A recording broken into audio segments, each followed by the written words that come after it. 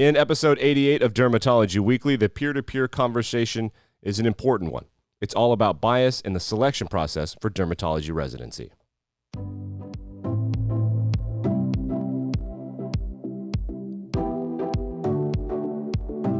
And welcome to episode 88 of Dermatology Weekly. I am Nick Andrews. The peer-to-peer portion of the show will be coming up after the news. We begin today with lab monitoring in adolescent patients who received dupilumab.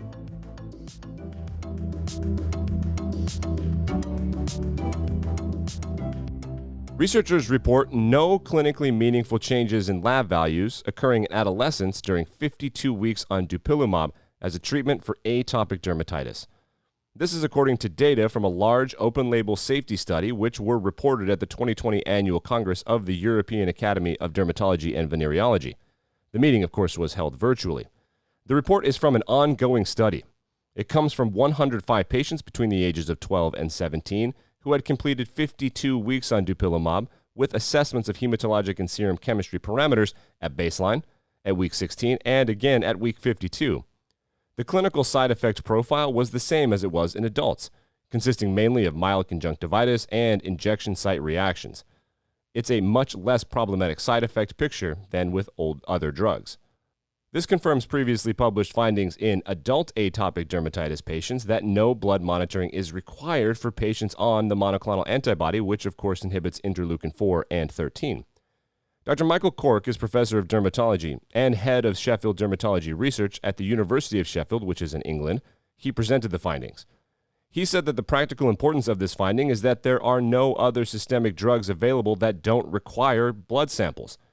He continued by saying cyclosporin, methotrexate, and other drugs used for atopic dermatitis require a lot of blood monitoring, and they're off-license anyway for use in children and in adolescents.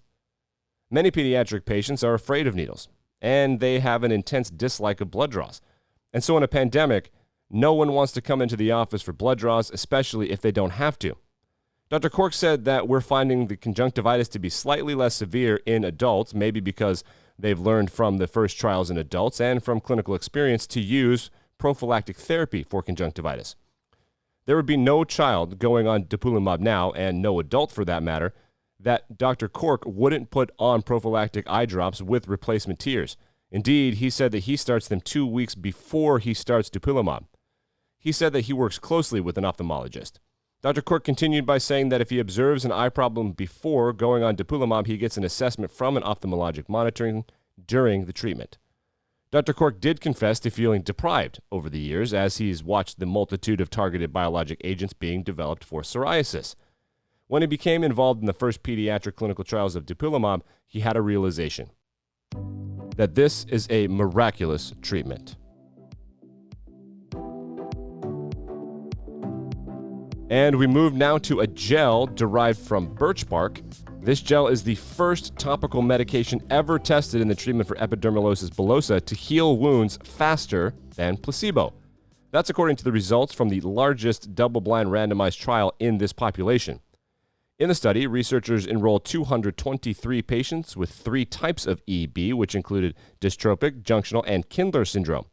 For each patient, the researchers selected a target wound for use as the primary efficacy endpoint.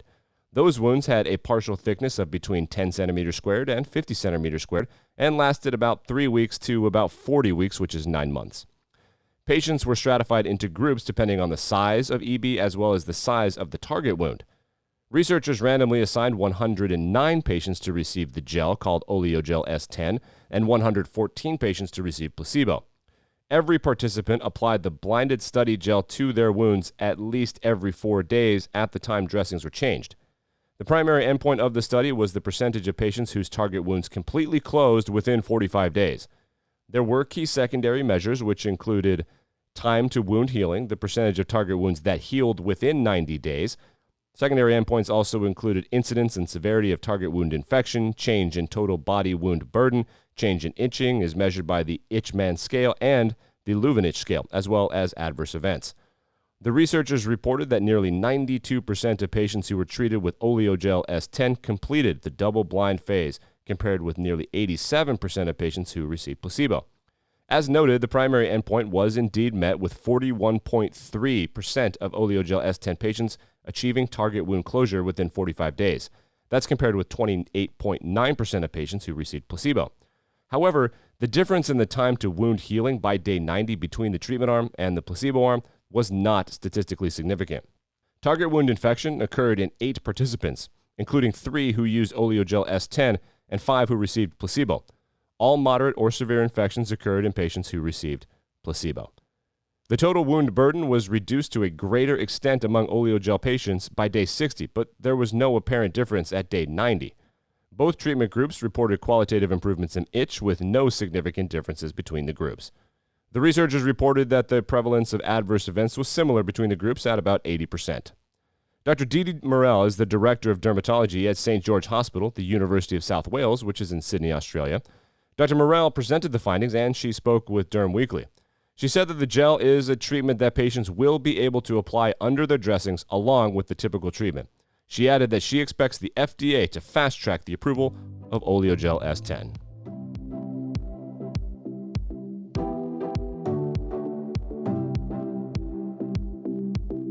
And finally today, our weekly COVID update has a dermatology angle, as it appears that for longer-term cases of COVID-19, skin symptoms are common. A small subset of patients infected with the novel coronavirus who had COVID toes could be categorized as COVID-19 long haulers, and skin symptoms can sometimes endure for more than 150 days. This comes from an analysis presented at the virtual Congress of the European Academy of Dermatology and Venereology. Researchers evaluated data from an international COVID-19 registry of patients with dermatologic symptoms. The researchers found that retiform purpura rashes were linked with severe COVID-19, and 100% of those patients required hospitalization.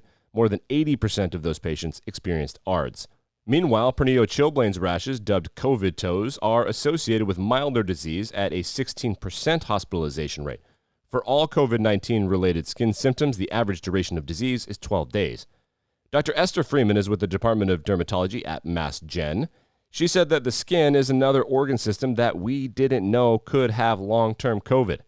She said that the skin is really the window into how the body is working overall, so the fact that we could visually see persistent inflammation in long hauler patients is particularly fascinating, and it gives us a chance to explore what exactly is going on. In this study, researchers supplied data from 990 cases from 39 countries. 8 different types of skin rashes were noted in the study group, of which 303 were lab-confirmed or suspected COVID-19 patients with skin symptoms. Of those 303 patients, 224 total cases and 90 lab-confirmed cases included inflammation on long-haul skin symptoms. Lab tests for the novel coronavirus included polymerase chain reaction and serum antibody assays. The results showed a wide spectrum in the average duration of symptoms among lab-confirmed COVID-19 patients, depending on the specific rash. Urticaria lasted for a median of 4 days, morbilliform eruptions lasted for 7 days, pernio chilblains lasted for 10 days, and polysquamous eruptions lasted for 20 days, with one long hauler case lasting for 70 days. 5 patients with pernio chilblains were long haulers with toe symptoms enduring 60 days or longer. Only one went beyond 133 days with severe pernio and fatigue. And that's it for the news portion of Dermatology Weekly. Dermatology Weekly will be right back with the peer-to-peer portion of our show. You're listening to MD Edge.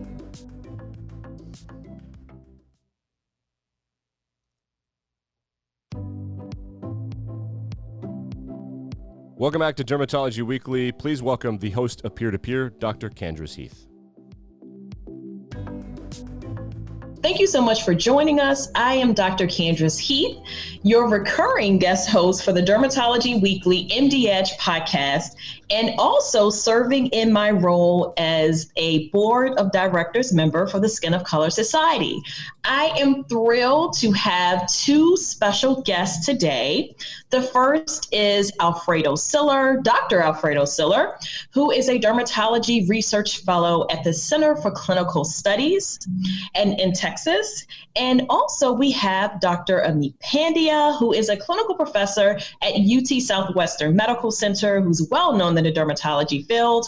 He also is a staff dermatologist at the Vitiligo and Pigmentation Clinic in Palo Alto at the Palo Alto Medical Foundation. Thank you so much for joining me today. So let me tell you exactly why this is an extra special podcast. Well, the Skin of Color Society had a research forum, and guess what? These two were winners. So I will tell you exactly what they won and why. So they entered the category of diversity in dermatology, and they actually won. So what they won was best poster in the Advancing Skin of Color Dermatology, and they won the Facing the Future Award for their poster entitled Diversity in Dermatology, Systemic Bias and the Influence of Social and Cultural Capital in the Residency Selection Process. I know that that is a mouthful, but it is such an important topic, and I am ready to dive in. How about you all? Ready. Yeah. All righty. So I definitely want to start with the first question of, what really inspired you to want to research this topic at this time? Absolutely. I would say that in a lot of ways, this research was influenced by my personal experiences growing up in a low-income household. Neither of my parents went to college, so the lack of people I could turn to for advice, paired with the financial limitations I face, made navigating higher education and ultimately a career in medicine very difficult. So once I got into medical school, my URM colleagues and I were surprised by how few of us there were in our class and the lack of URM faculty we could look up to for mentorship. These experiences left me with the burning question of why this is the case and what are the factors impeding diversification of the medical field, especially in dermatology. Yeah, I would like to also add to what Freddie said, that we have a problem. We have a problem in dermatology, even though 35% of Americans are African-American and Latino, less than 9% of dermatologists are underrepresented minorities. And so, of course, the question comes about as to why. What is the reason for that? And it is not that simple. It is actually quite complex. And so one of the reasons, the main reason we did this study is to delve into that, to explore the reasons, to see what's been published as to could there be some type of bias? Are there some factors that we could put our finger on that could explain this discrepancy between the amount of African Americans, Latinos in America versus what's present in dermatology? And speaking of your research, what exactly did you find, Dr. Siller? With regards to USMLE performance, we found that URM candidates and those from low socioeconomic status tend to score lower on the USMLE board exams than white or Asian candidates. To put this into perspective, Rubright et al. Showed that white native English-speaking males scored on average USMLE Step 1 score of 233. That number then decreased to 227 for females, 228 for Asians. However, the starkest contrast was seen in Black and Hispanic test takers with an average score of 216 and 221 respectively. Perhaps more concerning was a study by Fernandez et al. Looking at radiation oncology applicants. They analyzed the proportion of applicants who would be excluded if a Step 1 cutoff score of 240 was used for screening and found that 61% of URMs would be excluded using this score compared to only 34% of non-URMs. So then when we go on to look at AOA, we found that the odds of AOA membership were nearly 6 times greater for white students compared to those of Black students. Another study found that non-URM students were 3 times more likely than URM students to be inducted into AOA, and this was after controlling for factors such as Step 1, research productivity, community service, and Gold Humanism Award. And then if we look at studies of Dean's Letters or MSPE, it was noted that after controlling for Step 1 scores, white applicants were more likely than Blacks, Latinos, and Asians to be described using the adjectives exceptional, best, outstanding. Furthermore, when the word competent was used to describe Blacks or Latinos, it was less likely to be perceived with a positive connotation compared to whites. And then when we move on to clerkship grades, URMs were found to report lower clerkship grades across the board compared to non-URMs. And finally, to kind of tie it all together, we came across a study from UCSF that really put all these disparities in performance into perspective. So the authors of this study described an amplification cascade in which small differences in assessed performance led to larger differences in grades and selection for awards. They found these differences consistently favored non-URM students, with URM students, again, receiving approximately half as many honor grades compared to non-URMs. URM students were also 3 times as likely to be selected for honor society membership. And so this amplification cascade raised concerns about opportunities for URM students to compete successfully for competitive residency programs and potentially enter academic careers. And Dr. Pandya, I know that you've been really interested in this area of research for a very long time. When you saw all of these findings, what were your thoughts? Well, I mean, I think what Freddie has described is quite fascinating, because what it actually tells us is that there's a systemic bias. What does that mean? What does the whole term systemic bias mean? Well, Freddie said that even if they had the same step 1 scores, they were less likely to get into competitive residency and less likely to get honors. And also, if uses the word competent in a letter of recommendation for a white applicant, it is perceived differently than that same word when it's used in a letter of recommendation for a Black or Latino. What does that mean? Well, systemic bias is also called institutional bias, and it's really the tendency for procedures and practices of institutions to operate in a way that really causes advantage groups and disadvantages for others. And it's actually not usually conscious. It's not like a conscious prejudice type of approach where you say, we are not going to take this group of people. It's actually more of a subconscious bias. And so those are harder to tease out when it's subconscious. What is going on that could be causing this? And so the first thing that we did was Freddie and some of our other co-authors used a search using the search engine, and they were able to identify over 3,000 articles that had the words residency and diversity in it. And then that finally narrowed down to 25 articles that fit all the inclusion criteria. And that's the data that we are presenting in this poster and in our ultimately our publication. So Freddie described a lot of these aspects of what we're seeing. And so, one thing has to do with the fact that it's very simple as grades. Grades are lower in some applicants, especially URM applicants versus non-URM applicants. AOA is lower. Dean's letters are different in URM applicants versus non-URM applicants, even clerkship grades. And it turns out that clerkship grades actually get better as that URM applicant, as that URM is, stays in that clerkship. So for example, if they have 4 months of medicine, the first month their grades are not as good, but at the 4th month, it's better.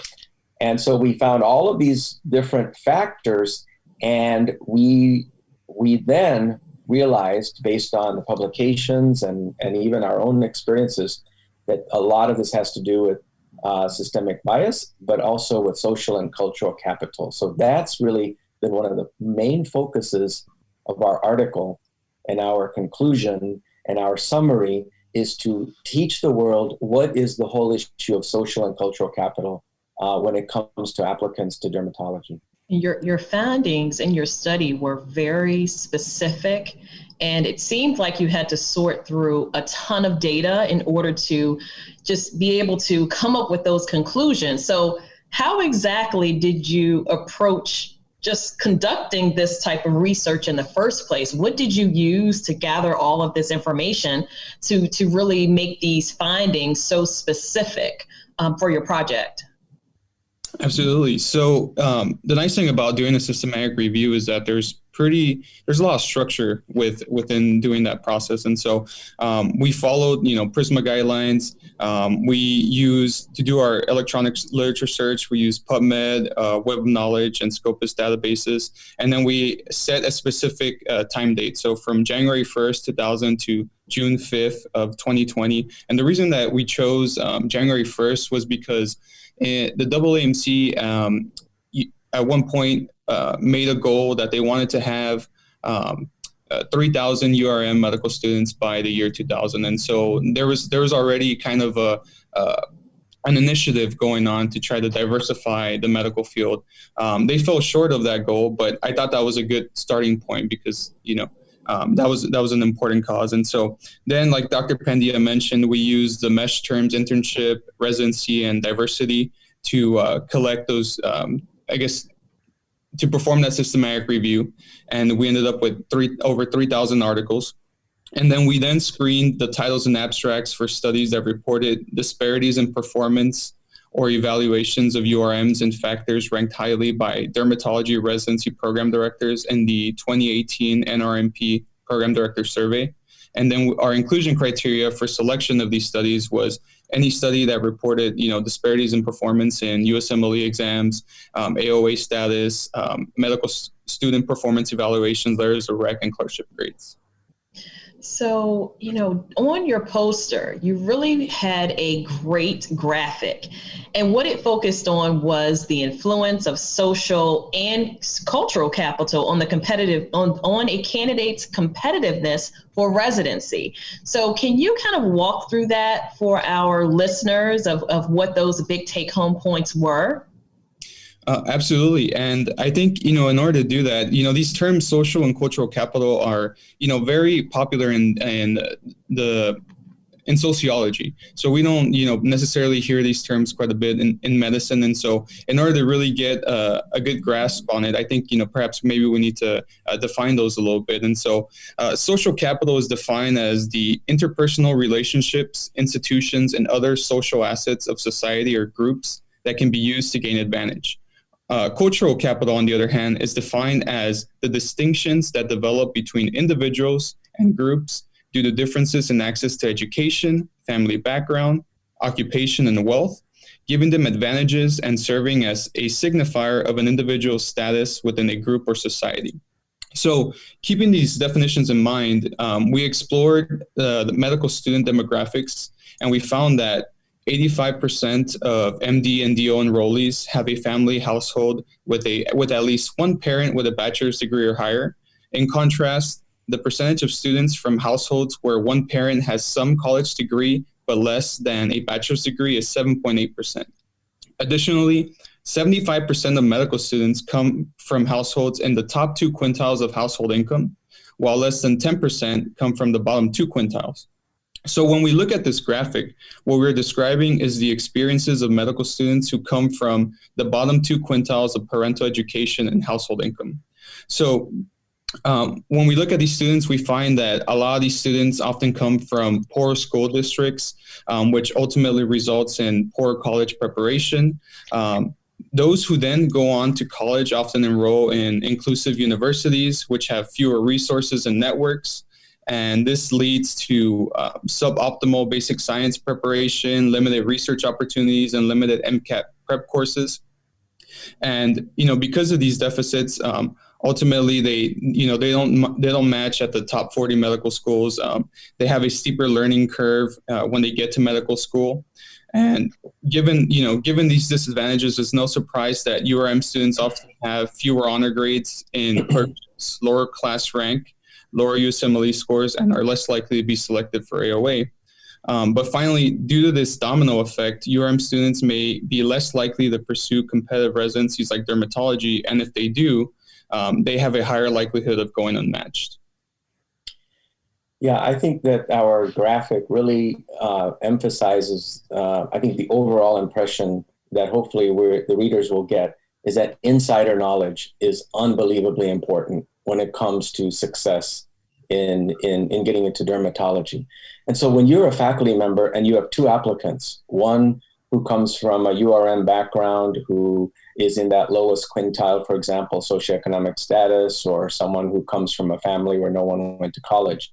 You have another applicant who comes from, the top 20% richest families in America, who's had all these advantages. And you simply look at grades, letters of recommendation, and clerkship grades. What you are not seeing is what has happened to that URM candidate from the time that candidate was born. You have to go back to the time they were born and understand all the barriers they faced and the lack of these advantages, all this capital, social capital and the cultural capital that the other candidate has had for their 25 years before they even get into your office. And if you don't understand that, then what happens is you will grade them in the exact same way. You will see them as equal, and that's not correct.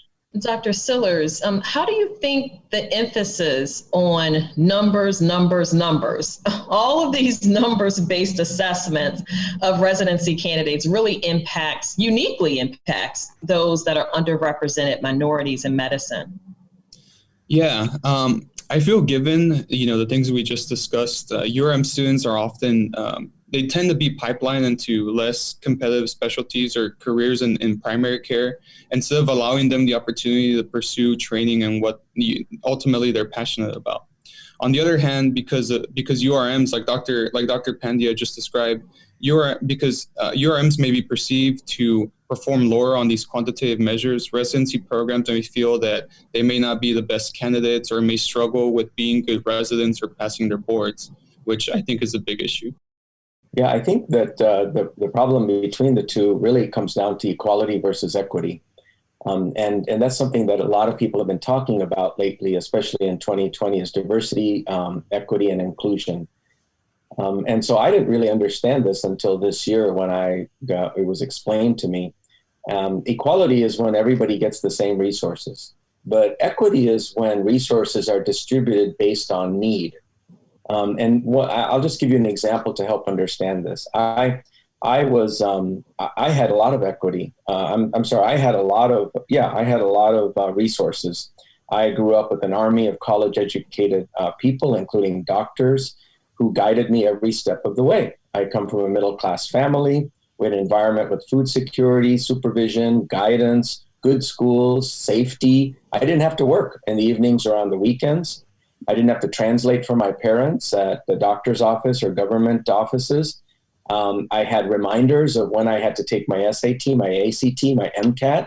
If there was money needed for SAT prep, it was there. If there was money needed for MCAT prep, it was there. I was given advice on what easier courses to take in college to prop up my GPA. I was taught how to walk into a professor's office and argue for a better grade if I thought that I deserved it. I was taught how to feel confident in circles of doctors to walk into the dermatology chairman's office and ask for his time and ask for his help in getting into dermatology. And nobody in school told me they expected me to fail because of my race or because of my ethnicity. Now compare that to someone who is a URM, who doesn't have this social and cultural capital. That person needs more equity, needs more resources. They need that summer program to learn their school material better. They need money for lunch. They need money for educational expenses, money for transportation to a magnet school, a better school. They need loan forgiveness for the huge loans that they have to take out for college and medical school. They need that special summer enrichment activity, that retreat, that special internship. They need multiple mentors, not just one, but multiple mentors. They need multiple mock interviews so that they can get up to par because they haven't been trained on how to be interviewed in this type of environment. Money for test review materials. When they're a new faculty member, they need a better startup package. They need more money for the minority tax because they've got 100, minority students coming to them and they need money so they don't have to do 1 or 2 clinics per week. Okay, instead of doing 8 clinics per week, now you only have to do because we're paying for your minority tax. So they need that extra money, development money, funding to attend the URM leadership courses, lectures on how to imposter syndrome, microaggressions. discriminatory behavior, racism, and they need allies. They need allies, people like me, other people who come around them and say, I am here. What can I do to help? So all of those things are important in trying to solve this problem. And mentorship, I think, is one of the great keys there. Thank you so much, Dr. Pandya. I feel like I need to just, just press a button and have people just start to clap behind that, because I think it's so important that you can bring something so personal from your own journey and just put it up against what a lot of other people are facing. And that really helps people to understand who have never thought through these things before. So thank you so much for doing that. And, in closing, I just have, one more question. And, the research really highlighted a lot of the issues. And, when we're thinking about solutions, Dr. Pandya gave a long list of potential solutions to these problems. Dr. Siller, do you have anything to add to that list? Yeah, absolutely. So, I think a lot of people have kind of written about this in the past. And so a lot of these ideas, aren't necessarily mine or aren't necessarily novel. But I think the one who said it best was probably Dr. Shinkai. She published a paper called Rethinking How We Select Dermatology Residents, Turning the Tide. She said we need to make diversity an explicit goal of residency selection. We need to shift emphasis away from test scores and publication numbers and value other applicant qualities based on quality, not quantity.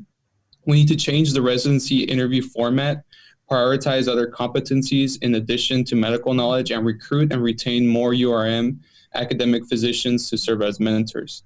Additionally, we feel that it is important when looking at residency candidates to value factors such as cultural competence, language skills, distance traveled, grit, having overcome adversity, and also look at, the applicant, say, is this individual more likely to go work in an underserved community? Because that's where, our patients need us. Yeah, those are all, very important measures that we need to look at. One thing that we haven't mentioned during this podcast is the fact that the reason we want diversity in dermatology is actually for better healthcare for Americans. It has been shown in study after study after study that diversity actually improves healthcare, especially going healthcare disparities. This is not just a numbers reason, simply for diversity's sake. This is actually to improve the healthcare of Americans. So when you have candidates that you're assessing for residency, you should look at these other qualitative measures that Freddie has mentioned and do a more holistic review of the applicant rather than simply looking at the numbers. I think that is an amazing point to end on. So I definitely want to thank you so much for joining me on this podcast episode. And again, thank you for sharing your thoughts on your winning poster, Diversity in Dermatology, Systemic Bias, and the Influence of Social and Cultural Capital in the Residency Selection Process. And the lead author was Dr. Alfredo Siller. Thank you for joining us. Second author, Jacqueline McKessie, and senior author, Dr. Amit Pandya. And thank you everyone for joining us on another episode of this Dermatology Weekly MD Edge podcast. And I am your recurring guest host, Dr. Candrice Heath. And that's a wrap on episode 88 of Dermatology Weekly.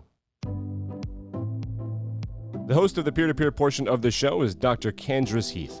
Dermatology Weekly is produced by MD Edge editors Elizabeth Meshkati, Melissa Sears, and Alicia Saunders. I am your audio engineer, audio editor, and the host of the news portion of the show, Nick Andrews. You're listening to Derm Weekly.